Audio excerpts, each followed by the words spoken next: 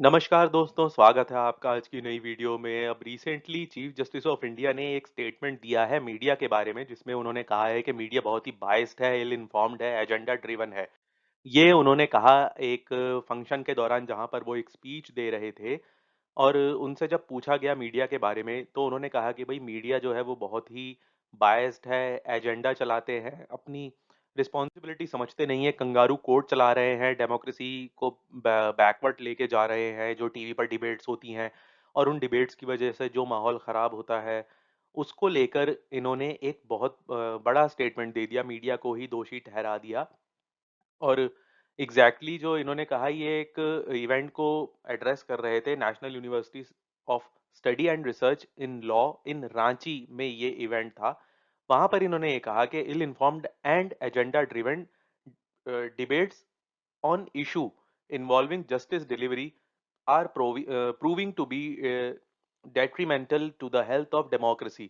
मतलब कि जो आपने देखा होगा कि आजकल शाम होते ही या दोपहर को, अब तो कोई समय रह ही नहीं गया, किसी भी समय टीवी पे, न्यूज़ चैनल्स पे डिबेट शुरू हो जाती है कुछ लोगों को बुलाकर, कभी धर्म के नाम पर, कभी राजनीति के नाम पर, कभी सीबीआई रेड होती है, ईडी रेड होती है, कभी कोई दंगे हो जाते हैं, कभी कुछ भी, मतलब एक्स वाई जेड कोई भी टॉपिक हो। और फिर उस डिबेट के अंदर ऐसी बातें होती हैं, आपको याद होगा नुपुर शर्मा वाला इंसिडेंट। वो एक डिबेट के दौरान ही हीट ऑफ द मोमेंट में उन्होंने एक गुस्से में आकर एक ऐसा स्टेटमेंट दे दिया जिसकी वजह से अभी अभी तक जो है वो थमने का नाम नहीं ले रहा है। उस पे यू नो कोर्ट में हियरिंग चलती है, कभी भी कुछ भी होता है, कोई भी स्टेटमेंट दिया जाता है, फिर उस स्टेटमेंट को लेके लोगों का क्या प्रतिक्रिया हो रही है, उसके ऊपर डिबेट होने लगती है कि मतलब जो ऑनरेबल जजेस जो भी जजमेंट देते हैं, उसके ऊपर डिबेट होने लगती है। तो जब तक केस चल रहा है एटलीस्ट तब तक किसी भी तरह की कोई भी टिप्पणी नहीं करनी चाहिए, खास तौर पर मीडिया के लोगों को। एज अ इंडिविजुअल अगर कोई अपनी राय दे रहा है, उसमें कोई बुराई नहीं है, अगर वो मर्यादित भाषा के अंदर और एक संविधानिक आधार पे अपनी फ्रीडम ऑफ स्पीच का इस्तेमाल करते हुए अगर कुछ भी कह रहे हैं, लॉजिकल एक कंक्लूजन निकालने की कोशिश कर रहे हैं, उसमें कोई बुराई नहीं है। लेकिन आप ऐसी भाषा का इस्तेमाल करें सुप्रीम कोर्ट के लिए, किसी भी कोर्ट के लिए या ऑनरेबल जजेस के लिए, तो वो गलत होता है। तो उसी को लेके इन्होंने यहाँ पर ये स्टेटमेंट दिया। उसके बाद इन्होंने आगे कहा कि जो व्यूज़ हैं वो बायस्ड होते हैं और प्रोपेगेटेड किए जाते हैं मीडिया के द्वारा, जिससे लोग अफेक्ट होते हैं। डेमोक्रेसी जो है वो वीक होती है और सिस्टम जो है वो हार्म होता है इस प्रोसेस के अंदर। Justice delivery gets adversely affected, और इससे जस्टिस की जो डिलीवरी है, मतलब जो न्याय प्रक्रिया है, जो न्याय मिलना है किसी भी पक्ष को, वो भी इफेक्ट करता है। उन्होंने आगे कहा कि मीडिया जो है वो डेमोक्रेसी को पीछे लेकर जा रही है और overstepping and breaching there responsibilities, अपनी रिस्पॉन्सिबिलिटीज को वो ब्रीच कर रहे हैं, खराब कर रहे हैं। प्रिंट मीडिया के पास अभी भी सर्टेन डिग्री ऑफ अकाउंटेबिलिटी है, whereas electronic media has zero accountability as what it shows vanishes into thin air। मतलब जो प्रिंट मीडिया होता है, जैसे अखबार हो गया या मैगजीन हो गया, क्योंकि वो वहां पर हमेशा के लिए रहने वाला है। आप अखबार, कहीं ना कहीं से अखबार की कटिंग या कोई स्टेटमेंट जो एक बार छप गया वो आ जाएगा, लेकिन इलेक्ट्रॉनिक मीडिया क्या होता है, जैसे न्यूज़ चैनल हैं, वेबसाइट्स हैं, आर्टिकल डिलीट हो जाएंगे, है ना, ऑनलाइन है। टीवी पे अगर कुछ है, टीवी आर्काइव्स में है, तो वो एपिसोड ही डिलीट कर दिया जाएगा, यूट्यूब से वीडियो डिलीट कर दिया जाएगा। तो इलेक्ट्रॉनिक मीडिया की कोई अकाउंटेबिलिटी नहीं है, आप कुछ भी बोल दो और बाद में जब आपको लगे कि आपने गलत बोला है, तो आप उस चीज़ को हटा दीजिए वहां से। उन्होंने कहा कि still worse is social media, social media उससे भी ज़्यादा बुरी है, उन्होंने कहा, क्योंकि सोशल मीडिया पर आपको पता है कि अफवाह कितनी जल्दी फैलती है। उन्होंने कहा कि kangaroo courts on TV debates and social media were taking the country backward। Chief Justice of India NV Ramana said on Saturday in searing criticism that called their behavior biased, ill-informed, and agenda-driven. The remarks assume huge significance following the backlash of the verdict earlier month on former BJP spokesperson Nupur Sharma's comments on Prophet Muhammad, which the Supreme Court said had stoked communal tension across the country। तो जैसा कि मैंने आपको starting में ही बताया कि नुपुर शर्मा के statement के लिए जो जजेस की बेंच थी, उन्होंने ये कहा कि भई आपकी लूज़ टंग की वज़ह से जो है कम्युनल माहौल बन गया है पूरे देश में, और ये जो भी हत्याएँ वग़ैरह हो रही हैं, ये आपकी वज़ह से हो रही हैं। अब हम एग्ज़ैक्ट जो टॉप 10 बातें हैं उनकी an chief justice of India NV Ramana की, वो हम आपको बताते हैं। सबसे पहले नंबर पर उन्होंने बताया कि if we need a vibrant democracy we need to strengthen the judiciary and empower the जजेस. These days we are witnessing an increasing number of physical attacks on जजेस. आपको याद होगा हिजाब वाले केस में जब कर्नाटक हाई कोर्ट के जो जज थे उन्होंने स्टेटमेंट पास किया और उन्होंने कहा कि भाई हिजाब जो है वो हिस्सा नहीं हो सकता यूनिफॉर्म का, उनको जेड प्लस सिक्योरिटी देनी पड़ गई थी सेंट्रल गवर्नमेंट को, उन्होंने बोला. तो ये हालात हैं कि मतलब कितना जो है डेमोक्रेसी के अंदर जजेस को और कोर्ट्स को हमें एम्पावर करने की ज़रूरत है, जुडिशरी को एम्पावर करने की ज़रूरत है, लेकिन वहीं एक डर भी बना होता है जब भी कोई ऐसी बात होती है तो. उसके बाद उन्होंने सेकंड पॉइंट कहा, I urge upon the media particularly electronic and social media to behave responsibly. कि भाई उन्होंने स्पेशली बोला इलेक्ट्रॉनिक मीडिया जो न्यूज़ चैनल हैं और सोशल मीडिया पे जो भी लोग हैं कि भाई, और सोशल मीडिया के जो ओनर है स्पेशली वो, क्योंकि उनके हाथ में कंट्रोल होता है, वो ऐसी भी किसी फेक न्यूज़ को या कोई भी ऐसी जो पोस्ट है सोशल मीडिया पे जो नुकसान पहुंचा सकती है देश को, उसको वो रोक सकते हैं, उसकी रीच को कम कर सकते हैं या उसको डिलीट कर सकते हैं, ब्लॉक कर सकते हैं, अकाउंट सस्पेंड कर सकते हैं. तो उन्होंने उनसे भी कहा कि भाई आप अपनी जिम्मेदारी समझिए.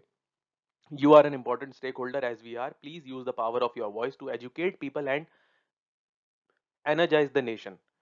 जो भी लोग सोशल मीडिया पे इलेक्ट्रॉनिक मीडिया पे हैं कि भाई आप हमारी आवाज़ हैं, आप भी इस डेमोक्रेसी का हिस्सा हैं, अपनी पावर का सही इस्तेमाल कीजिए, लोगों को एजुकेट कीजिए और उनको सही दिशा में अपनी एनर्जी यूज करने के लिए समझाइए ताकि देश का भला हो. जजेस में नॉट रिएक्ट इमीडिएटली, जजेस जरूरी नहीं कि एकदम से रिएक्ट करें, but do not mistake it to be weakness और हेल्पलेसनेस. लेकिन इसका ये मतलब नहीं कि आप उनकी कमजोरी समझ लें. when liberties are exercised responsibly within their domains there will be no need for external restrictions. अगर आज़ादी को सही तरीके से समझा जाएगा और उसका पालन किया जाएगा विद इन द डोमेन्स, अपने जो आपके कार्यालय हैं, कार्यकलाप हैं उनके अंदर, तो किसी भी एक्सटर्नल रिस्ट्रिक्शंस की जरूरत ही नहीं पड़ेगी, बाहर से कोई दबाव बनाने की जरूरत ही नहीं पड़ेगी. Of late, we see media running kangaroo courts, sometime on issues even experienced judges and find difficult to decide. Ill-informed and agenda-driven debates on issues regarding justice delivery are proving to be detrimental to the health of democracy. ये वही TV debates जो होती हैं, kangaroo court चलते हैं और फिर उसके बाद जो मतलब चीख चिल्लाहट मचती है, आपने देखा होगा न्यूज़ डिबेट्स पे किस तरह का माहौल होता है. तो उसके लिए इन्होंने यहाँ पर ये स्टेटमेंट दिया. उसके बाद इन्होंने कहा, given the current situation we are not equipped to handling the challenges of the future if the judiciary suffers democracy suffers.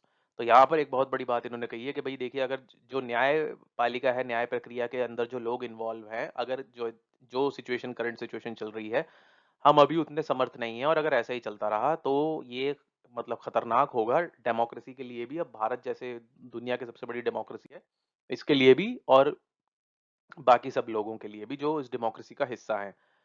One of the biggest challenges before present day judiciary is prioritizing their matter for adjudication. Judges cannot turn a blind eye to the social realities. Judges have to give priority to pressing matters in order to save the system from avoidable complexes and burden. कई बार ये बोला जाता है कि भाई 5 crore case pending है, 4 crore case pending है, लेकिन इस केस की सुनवाई आपने कर दी. तो कुछ ऐसे केसेस होते हैं जिन पर तुरंत फैसला दिया जाना बहुत अति आवश्यक होता है. अगर नहीं करा गया, उसको सुनवाई नहीं की गई, तो अनअवॉइडेबल सर्कमस्टांसेस सोसाइटी के अंदर क्रिएट हो सकते हैं. लोगों की भावनाएं आजकल बहुत सेंसिटिव हो गए हैं लोग, तो कुछ भी कर सकते हैं, कुछ भी मिसहैपनिंग हो सकती है, दो पक्षों में कुछ किसी भी तरह का बवाल हो सकता है. तो उसको मद्देनजर रखते हुए जल्दी से जल्दी कुछ सिलेक्टेड केसेस होते हैं जिन पे जल्दी से जल्दी फैसला दिया जाता है. और ये एक चैलेंज भी है अभी कि वो किस चीज को प्रायोरिटाइज करें और किसको ना करें. उसके बाद अगला पॉइंट उन्होंने बोला, I come from an agricultural background after obtaining BSc degree with my father's encouragement I took up law. I was keen on joining active politics but destiny desired otherwise. अब यहाँ पर जो इन्होंने ये स्टेटमेंट दिया है ना, ये कहीं ना कहीं हो सकता है कुछ लोग इसमें आने वाले फ्यूचर की गुंजाइशें तलाशने लग जाएं कि भाई क्या chief justice of India politics join करेंगे जब वो यहाँ से रिटायर होंगे, क्या वो लोकसभा के सांसद बनेंगे या राज्यसभा के सांसद बनेंगे या वो किसी पार्टी में जाएंगे प्रेफरेबली, क्या होगा क्या नहीं होगा. क्योंकि उन्होंने यहाँ पर जाहिर कर दिया कि भाई मेरी इच्छा थी ऐसा करने की, लेकिन मैं किसी और करियर फील्ड में आया. तो आगे पॉसिबिलिटीज कुछ भी हो सकती हैं, हम नहीं जानते. उसके बाद अगला पॉइंट इन्होंने कहा, द माइंड ऑफ जज is train to appreciate not only facts and rules but also equates, कि भाई हमें सिर्फ फैक्ट्स ही नहीं देखने, हमें सबको समान समझना है और उसी हिसाब से हमारा माइंड ट्रेंड होता है, एक जज का माइंड ट्रेंड होता है। Every litigant enters the court room with the expectation of obtaining justice, we spend sleepless nights rethinking our decisions. तो जो भी कोर्ट रूम में एंटर होती है लिटिगेशन, कोई भी अर्जी जाती है, तो हर कोई चाहता है कि मुझे न्याय मिले। और कई बार ऐसा होता है कि जजेस के सामने जो सबूत होते हैं ना, वो उसी को मतलब प्रेफरेंस देते हैं, उसी को प्रायोरिटाइज करते हैं कि भाई सबूतों के आधार पर, गवाहों के आधार पर, प्रूफ्स के आधार पर, फैक्ट्स के आधार पर, रूल्स के आधार पर उनको जजमेंट देना होता है, वो दे देते हैं।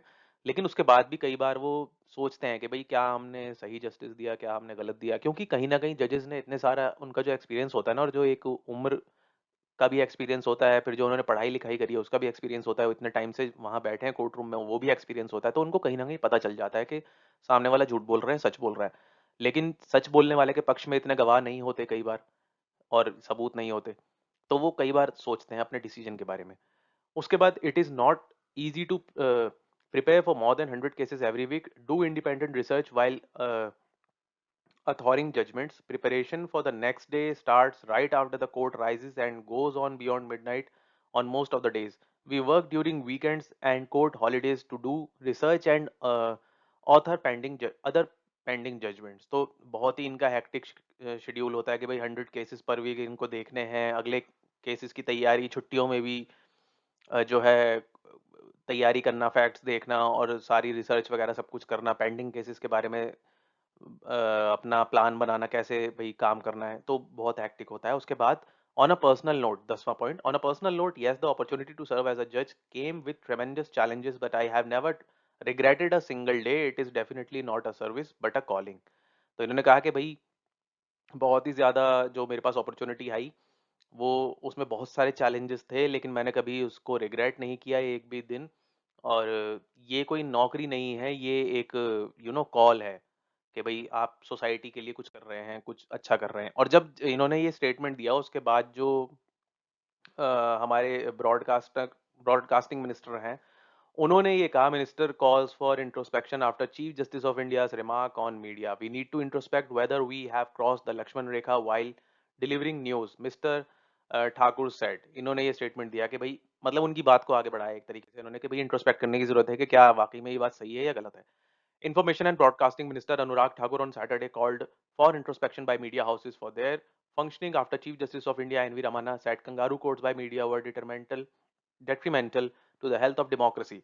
उसके बाद उन्होंने कहा, ये नेशनल ब्रॉडकास्टिंग डे के फंक्शन के दौरान all India radio here, mister Thakur said CJI Ramana remarks raised question on the credibility of the media.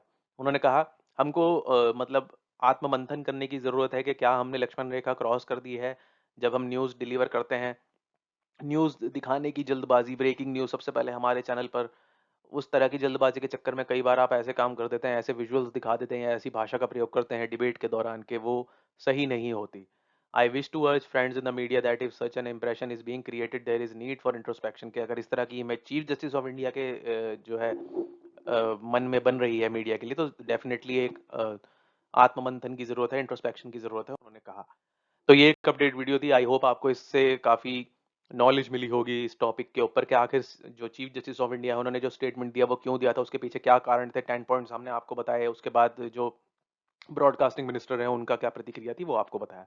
अगर वीडियो पसंद आई हो तो वीडियो को लाइक कीजिएगा, शेयर कीजिएगा, सब्सक्राइब कीजिएगा चैनल को, और बेल आइकन का बटन जरूर दबाइएगा। अपने थॉट्स आप क्या सोचते हैं कमेंट सेक्शन में हमें जरूर बताइएगा। तो जल्दी ही मिलते हैं आपसे अगली वीडियो में। अपना ख्याल रखिएगा, तब तक के लिए जय हिंद, जय भारत, वंदे मातरम, भारत माता की जय।